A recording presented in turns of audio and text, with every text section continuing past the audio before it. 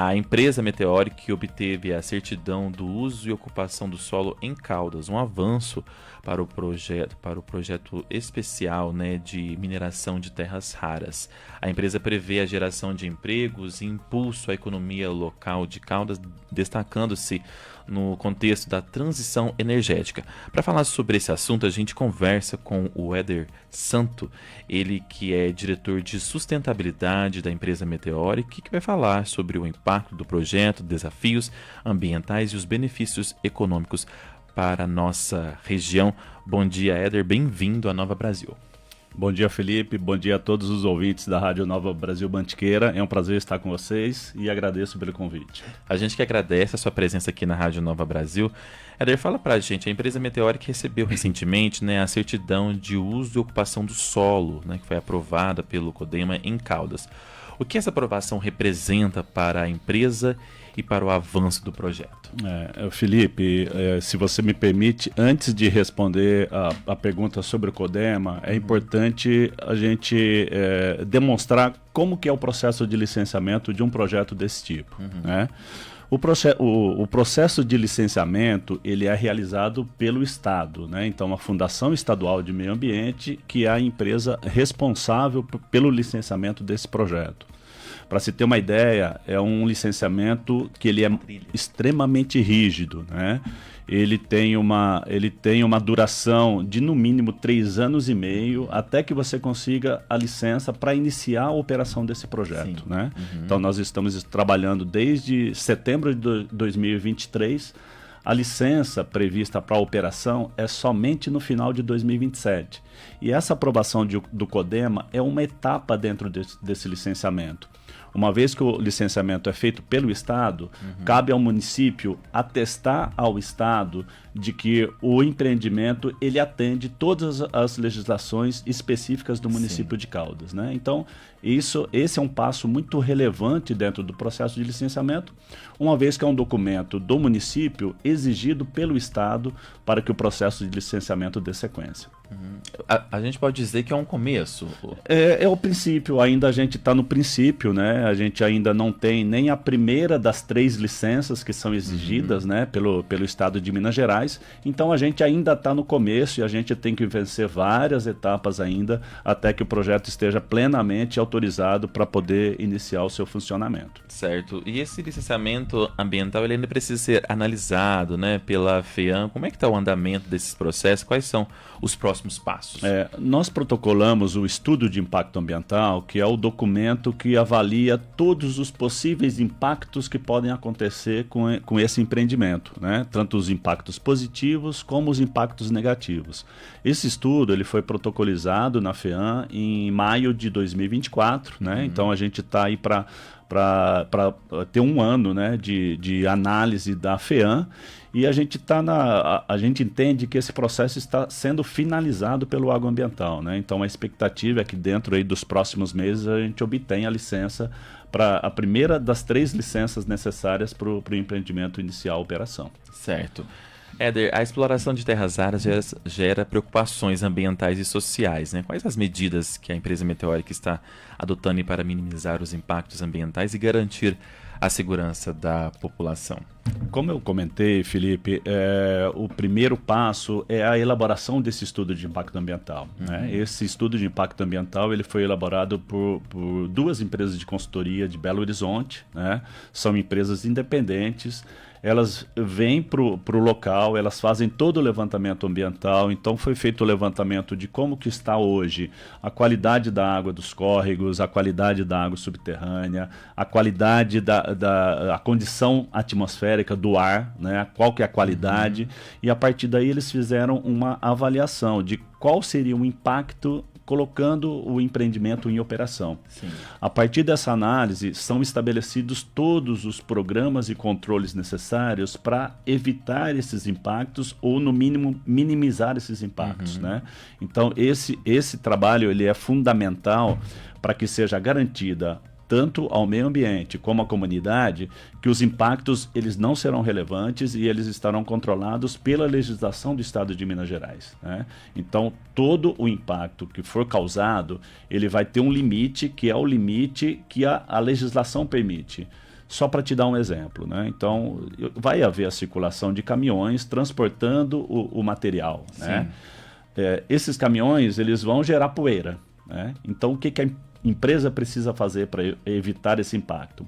É fazendo a molha das estradas, né? Então, utiliza-se caminhão-pipa, faz a aspersão de água e essa água, então, vai evitar que a poeira seja maior do que existe hoje na região, né? Então, esse é o tipo de controle que é definido dentro do estudo de impacto ambiental e que vai ser aplicado durante a operação do empreendimento. Sim, esse estudo, ele durou 12 meses, né?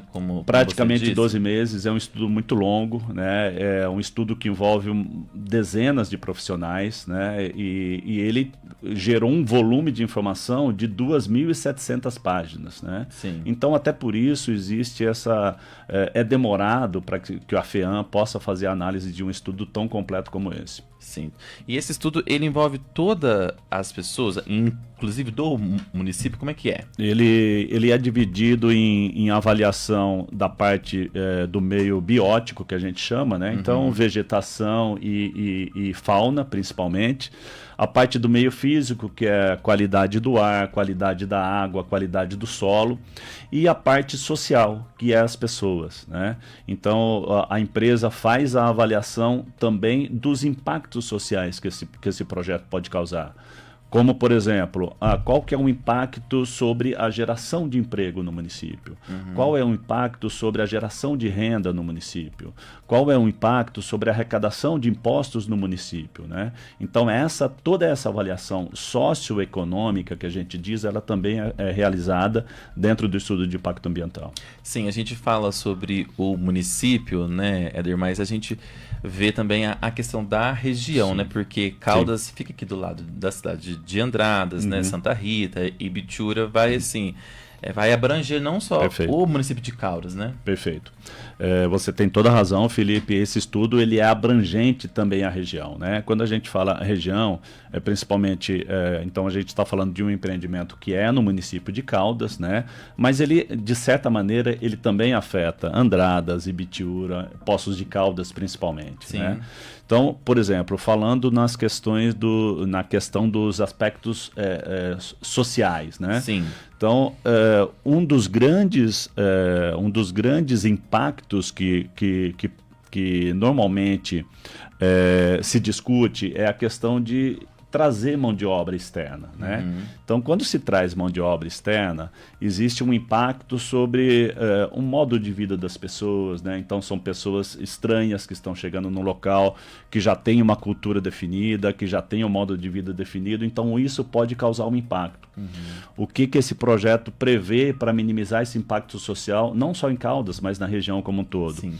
É a capacitação de pessoas aqui na região para que possam trabalhar no empreendimento. Sim. Isso faz com que reduza a necessidade de trazer pessoas de fora e reduza daí esse impacto sobre a cultura, sobre o modo de vida e até a pressão sobre alguns equipamentos sociais, como, por exemplo, escola e hospitais na região. Certo. Éder, há uma grande preocupação com o uso de água, né, na região, especialmente ali das barragens da INB. A Meteórica pretende utilizar essa água, existem algumas outras alternativas, está dentro do estudo, vai ser avaliado, como é que está? Conta para nós. Sim, isso foi avaliado, né? A questão da água é uma questão sensível dentro do projeto e não é só esse projeto, né? Todos os projetos de mineração especificamente têm a questão da água e da energia, dois aspectos muito relevantes.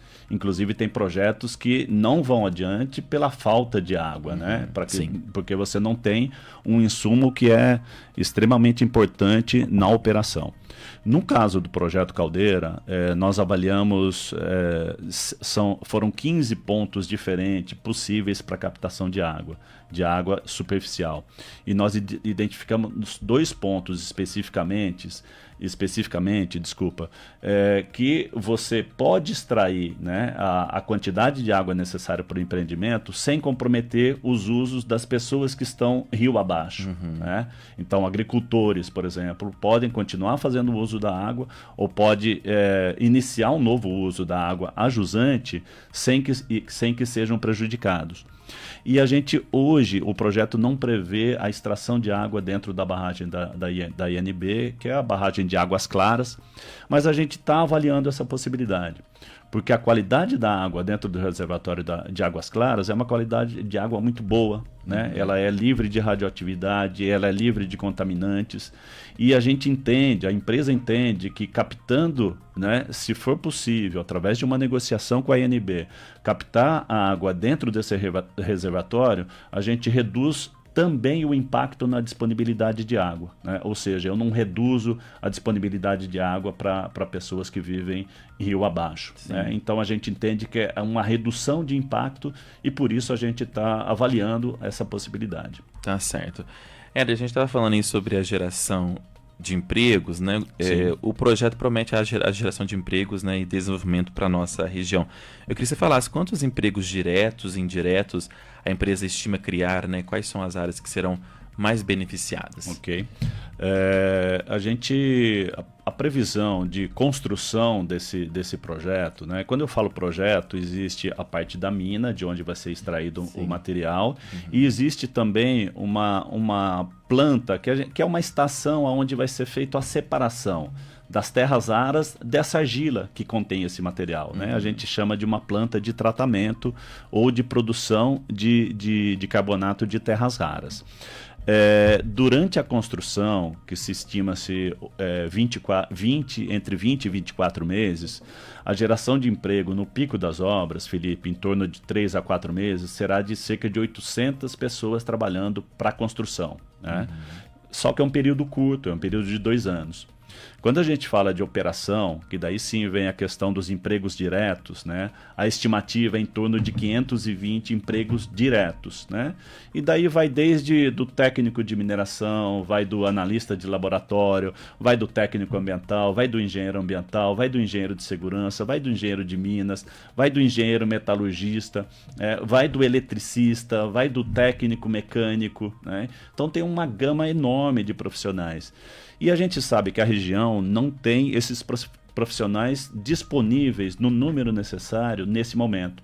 E é por isso que a empresa tem um programa de capacitação que deve ser iniciado agora em abril, né, no município de Caldas, para capacitar as pessoas para que elas possam sim, então, concorrer a vagas de emprego dentro da Meteoric quando a gente iniciar a construção e a partir do momento da operação. Vocês preveem uma construção, né, de toda a estrutura de 2 anos, é isso? Entre 20 e 24 meses, exatamente. 2 anos, até 2 anos. Se for ver, é rápido, né? Porque é uma empresa grande, né? Isso, é grande. E eu recentemente até construí uma casa de 100 metros e foi quase 2 anos para construir uma casa de 100 assim, metros. É grande e complexa, né? Nós estamos falando de uma mineradora, né? Assim, é que o número de pessoas que vêm trabalhar também é grande, né? Nesse período de tempo, né? Então, com isso, você consegue também fazer uma produtividade maior e acelerar esse processo de construção. Certo. Éder, fala pra gente como é que a Meteoric pretende garantir que a exploração das terras raras seja sustentável e compatível com a preservação da agricultura e dos recursos hídricos locais. A nossa região é praticamente da agricultura, né? Sim. Como é que vai caminhar aí a Meteoric e a agricultura lado a lado? Sim, só para contextualizar, né? Aonde está sendo proposto o empreendimento, que é no bairro do Chapadão, ali em Caldas. Basicamente ali, Felipe, e muitas pessoas às vezes não têm esse entendimento. Basicamente ali, qual que é o uso do solo? Ou seja, o que tem hoje no local? Basicamente, pastagem e plantio de eucalipto, né? Então, assim, o impacto sobre áreas de produção de alimento ele é muito pequeno, né? É o impacto sobre, principalmente, pastagens e silvicultura, ou seja, plantio de eucaliptos. Mas, assim, eu acho que é relevante a gente pontuar de que o projeto de mineração ele não é prejudicial a nenhuma outra atividade econômica, ou seja, agricultura, turismo, né?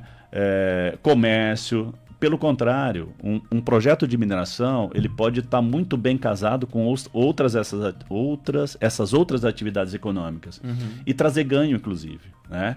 Então a gente tem vários exemplos de cidades, em Minas Gerais mesmo, em que a atividade de mineração ela potencializou outras atividades econômicas, né? Então essa é a expectativa da empresa também. E só falando na questão dos diferenciais do projeto, existem pessoas que ainda comparam. Por exemplo, a INB, vocês vão ser mais ou menos o que a INB é, né? O que a INB foi. São processos completamente distintos, né? Então, no processo de extração de terras raras, a gente não usa explosivo para fazer detonação, né? Então, vão ser utilizadas escavadeiras, fazem a extração desse material, carregam num caminhão, levam até essa planta de separação de terras raras, e o material que não vai ser utilizado, que é a própria argila que vai sobrar desse processo, ela vai retornar para o mesmo local onde ela foi extraída. Então, no final da operação, a gente não vai ter pilhas de material, né, no solo exposto, a gente não vai ter cavas abertas, né, formando grandes cavidades, né, que isso gera impacto ambiental, visual e gera risco para as pessoas, com né? certeza. Então isso não vai acontecer. E uma coisa muito relevante, que muitas vezes me perguntam, eu falo, Éder, mas e a questão das barragens de rejeito? O projeto não vai ter barragem de rejeito, né? É isso que eu ia te perguntar sobre essas barragens, que isso gera uma grande preocupação pelaquilo que nós já vivenciamos, né? Principalmente em Minas Gerais. Então, o projeto não vai ter barragem de rejeito. Esse material que seria o rejeito, né? O rejeito é todo material que ele não tem o valor econômico, né?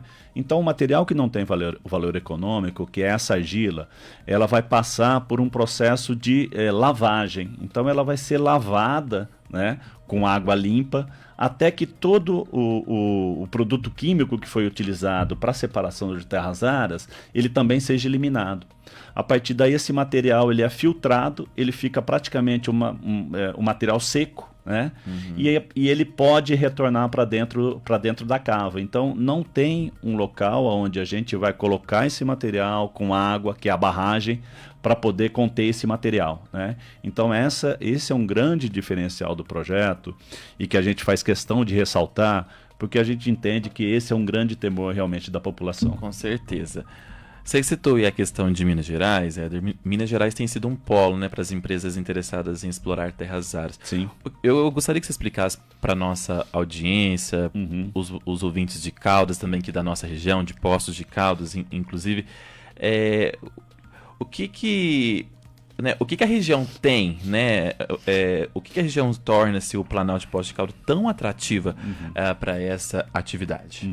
É uma excelente pergunta. Eu, como geólogo, a minha tendência é responder muito tecnicamente. Eu acho que isso é a dúvida de muitas pessoas também. Isso, né? Mas tentar ser o mais simples possível, né? A gente está numa região da caldeira vulcânica, né? Ou seja, essa região do vulcão, ela tem tipos de rocha que normalmente ela já contém terras raras, né?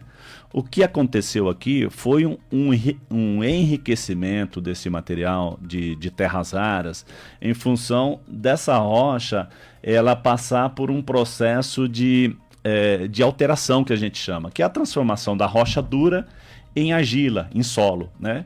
Esse é um processo que dura milhões de anos. Sim. Aqui no caso, cerca de 80 milhões de anos, né? Então a água vai lavando essa rocha até que ela vai se apodrecendo, ela vai se transformando em solo, e no que ela transforma em solo, ela é enriquecida por esse material de terras raras, que vai ficando preso à argila, né? Então, esse processo é que é diferente no mundo todo, né? Eu tive recentemente fora do país, em uma área geológica muito parecida com essa aqui da caldeira, né? E ela é mais antiga, ela é coisa de 1 bilhão de anos, né? Tem a formação vulcânica que eu visitei. Só que ela não tem essa camada de argila, ou seja, o clima lá não favoreceu que formasse essa camada de argila, né? Que aqui tem uma profundidade de cerca de 40 metros. Lá ela tem 2 metros, né? Então não teve essa concentração de terras raras como teve aqui. Então o grande diferencial aqui da região é isso, né? Então a rocha já era enriquecida em terras raras e todo esse processo de lavagem, de geração de solo fez com que essas terras raras concentrassem nessa argila que a gente chama de argila iônica, né? Justamente pela possibilidade dessa terras raras ela ficar preso aos íons de argila. Certo. Éder, nosso tempo estourou, mas já fica o convite para você voltar outras vezes para a gente conversar, esclarecer dúvidas da população, né? É um assunto que gera muita dúvida, muita curiosidade. Perfeito. Também, Perfeito. Porque, né? Então você já fica o convite para a gente voltar em outras ocasiões e espaço sempre aberto para vocês lá da Meteoric. Perfeito, Felipe. Eu agradeço novamente a oportunidade, né? A gente tem feito um trabalho de divulgação do projeto, né? Ele está principalmente voltado para Caldas, mas eu acho que é importante a gente também expandir essa informação para toda a região, Sim, né? Que Andradas, a região é interligada, né? Sem dúvida, sem dúvida. E eu acho que vai ter muitos benefícios em nível regional, né? Sem dúvida. Acho que só se você me permite, para finalizar, esse projeto de terras raras é um dos maiores projetos de terras raras do mundo, né? Então é um teor muito elevado, ou seja, a concentração de terras raras é muito grande e a quantidade de terras raras também é muito grande, né?